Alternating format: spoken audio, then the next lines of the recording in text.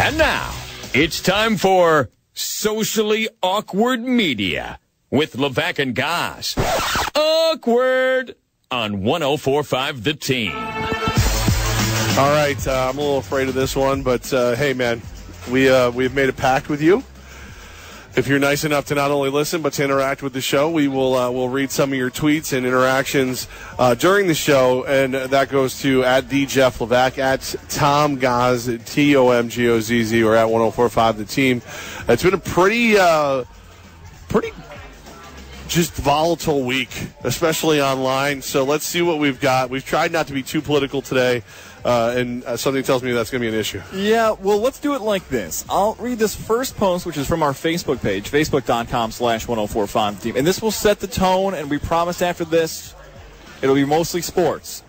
Art wrote this in. This is one of the longer ones I've ever read on social media. Art wrote in, let's make sports radio great again. Let's have sports talk radio be the escape from that everyday stuff. I'll clean that up. It is supposed to be. Let's talk Yankee baseball and on-field NFL conversations. I'm tired of the political crap on sports talk radio and have vowed to change the channel when you digress to political topics. Okay? Me too. So we'll move on to sports. All right. Marcus wrote this in. Okay, guys, we're down to the end of the regular season. What are you thinking in the playoffs?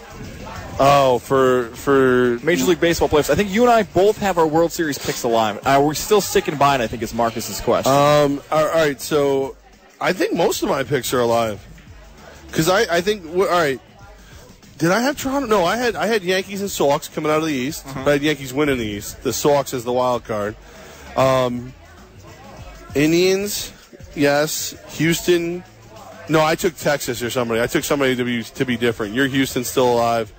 And then as far as the National League goes, Nationals, Cubbies, Dodgers, I think it's going to be. I'm going to stick with my World Series. Why would I change it when they're both still alive? Yankees, Nationals. So Levack had Yankees, Nationals. I had Astros, Cubs. There was a point in the season where I wanted to hop off the Cubs bandwagon. I wanted to jump on the Milwaukee Brewers. I actually thought for a time being, and if you think back, it's not really that crazy, that it was the Red Sox still was the most likely team to blow a lead in the division compared to Milwaukee because of how close the Yankees were to the Red Sox and how well the Yankees were playing the Red Sox. I had Astros and Cubs. I'm stubborn. I'm going to stick by it as well there. Astros, would you be Cubs. shocked at all if it was a rematch, Indians-Cubbies? A little bit, because I like the Nationals, I like the Dodgers. The Diamondbacks beat up the Dodgers. I'd probably going into this playoffs, you can make a solid argument the Cubs are the worst team in the National League. If I was going to re-pick, I mean, the only reason I'm staying with this, my picks are alive. I would take the Indians versus Dodgers, Indians, Nationals. Probably Indians, Nationals, and then the Indians win it.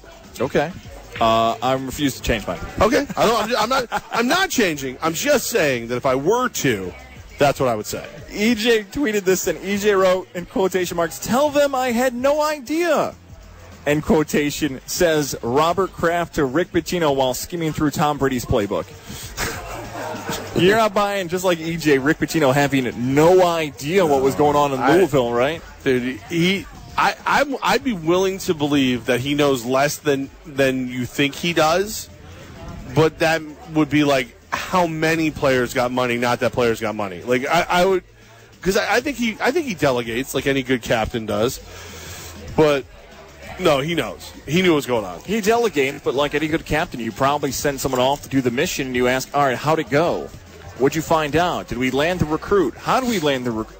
That's your job. You're the coach. You know everything. Some can call it being the CEO of a company. You have I'm telling you, if you know the random junior in high school from some random state, and you're telling me you know that recruit, but you don't know what's going on every day in your program, that's just a lie. Like, all these guys know everything. You've never had the conversation of, I don't need details? Is everything okay? I mean, if you want to have that conversation with the NCAA, the FBI is not going to come find you. You need to find out if everything's okay. Well, I'm just saying, I've done that. I've done that. Like, I don't want to know. I just need to know if I'm going to need to know. No? You know? Okay, I'm going to move on. I'm sure I have, but if that's the mindset still of college coaches in NCAA, got to stop that mindset right now. That can't exist anymore. Got your playbook. Matt tweeted this in. Sports Center used to be my favorite show, but now I can't even watch it anymore. This might be in reference to the great Aaron Hicks catch. that ends up not being the number one play on SportsCenter where he robs the Grand Slam, but instead it's Guatemalan soccer. I thought it was just a format thing. Could be. I prefer old SportsCenter, but I will say the fact that Aaron Hicks was not number one is sheer poppycock. And I'll use dirty words like poppycock if I have to get my point across here at the Full Moon Bar and Grill for the Bud Light Super Bowl send-off. I don't know who's the person. Is it a producer? Is it a production assistant? Is it a host? Whoever's the one actually making the calls on the top 10 play. And I get there's a lot more things in life to get upset about. But there's a spot where you're kind of sitting there watching SportsCenter thinking, who thought Guatemalan soccer? Or who's watching these games that, this has to be the number one? Not really. You know who it is? It's soccer guy. It's the guy who's, when you sit there and go, I don't like soccer. You don't understand soccer. Well, all right, maybe I'll try to watch it. I don't want you to watch it. But you just said, this is the best play in sports. Shh. It's Guatemala. It's a Guatemalan flying bicycle kick.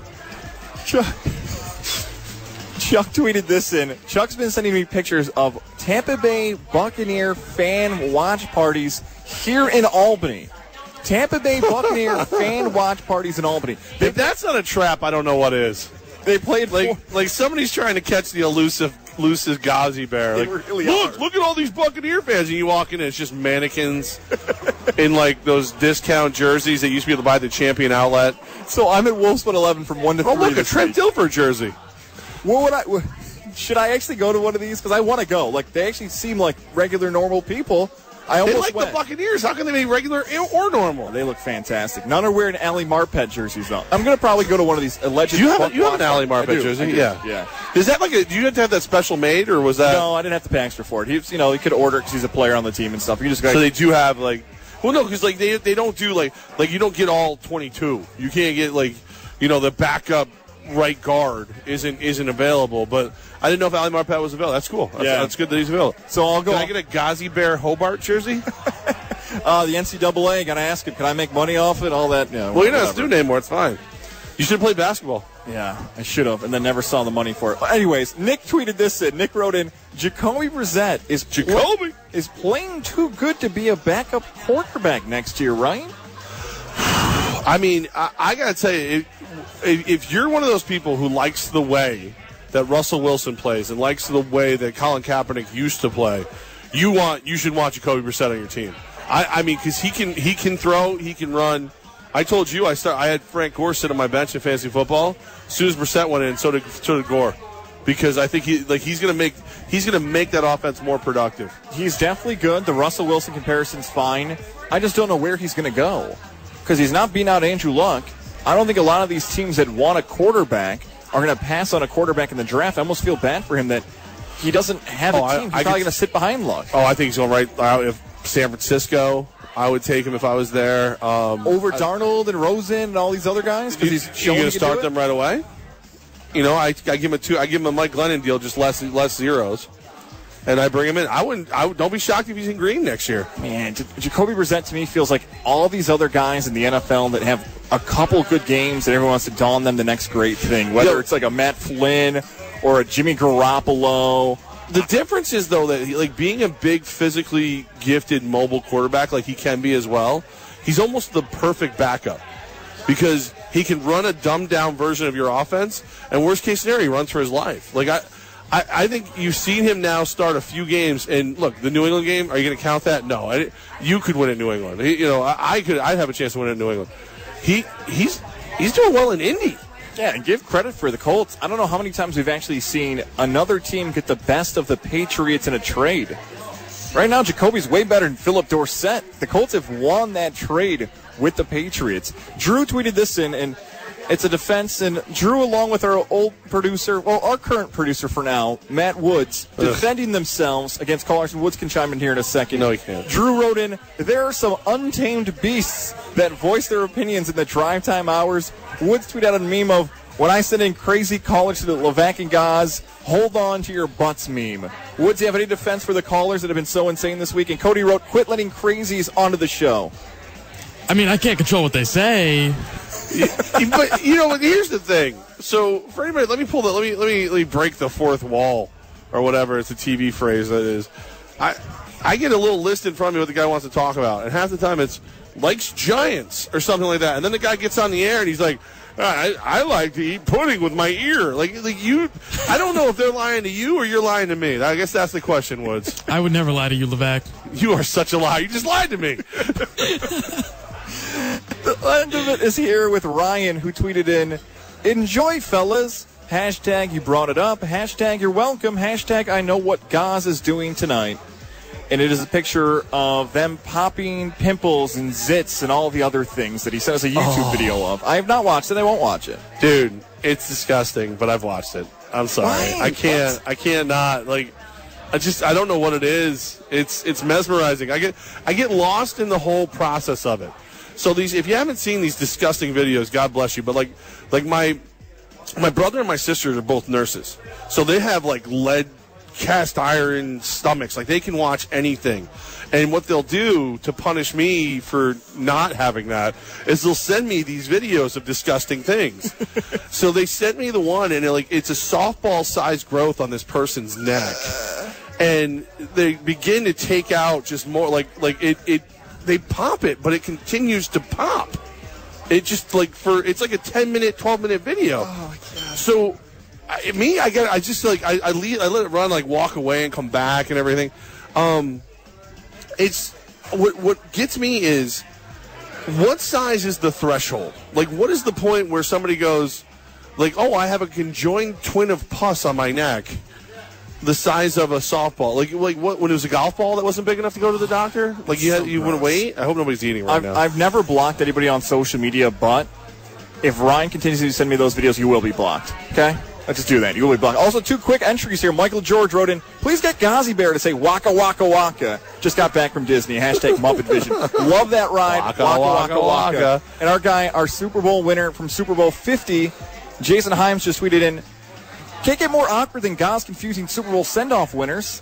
Why? Nick Baggs and Jason Himes don't look alike? One has dreadlocks, one has glasses. I don't think that's who you confused. I think maybe you confused Brian and Jason.